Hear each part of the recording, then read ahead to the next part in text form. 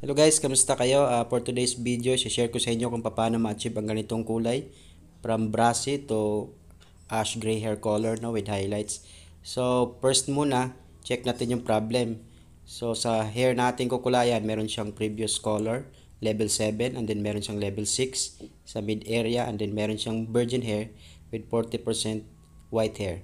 So, first nating i-address guys pag ganito is yung root area, no? So, magmi-mix tayo ng 600 yung natural, level 6, and then 612, ito yung ash blue. Kasi yung mid area guys is level 6. So, yun ang ating susundan kasi color cannot be lightened by color. So, first application natin, kinover natin yung white and then nilift natin siya to level 6. Gamit natin dito 9% oxidizing lotion. Kasi guys, color cannot be lightened by color, no? So, ang ating target dito is level 6, yung pinaka mid area niya, nakikita yung medyo reddish brown. So, after map yan guys, leave lang natin ng 15 minutes. And then, magtitimpla naman tayo para sa ends, mid to ends. So, titimpla tayo ulit ng level 6. Same, no? Ash blue. And then, mimix din natin ng full blue ash. Yan guys.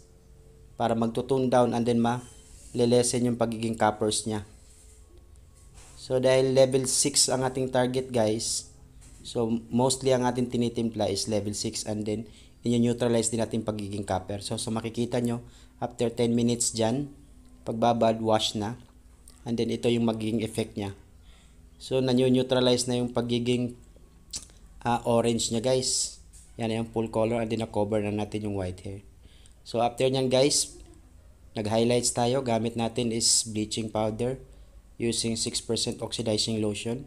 So, ang target natin dito is mapapayelo, no? 6% oxidizing lotion lang gamit natin kasi wala na tong warm halos kasi kinancel na natin yung pagiging copper and then nasa level 6 siya, cancel yung copper kaya mas mabilis na lang siyang maglilip hanggang level 9. So, after nyong ma-highlights pa ganito guys, lagi siyang i-check every 10 to 15 minutes para hindi ma-over process yung hair at hindi masira.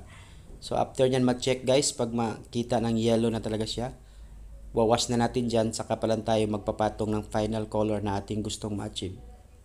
So, yan guys, yung final check natin, almost 9 na siya. Nag-add pa tayo ng 10 minutes and then saka natin winash. And then, magpapatong tayo guys, gamit naman natin ang level 9 na ash, no? Yung reflect. And then, gagamit tayo ng level 9 din na gray pearl. And then, magpapatak tayo ng level 9 din na blue, yung sapphire. After babad ng 10 minutes guys, ito na yung magiging result. Ito yung final result niya. So, achieve natin yung level 9 na ash gray, no? So, sana meron kayo natutunan. See you, bye!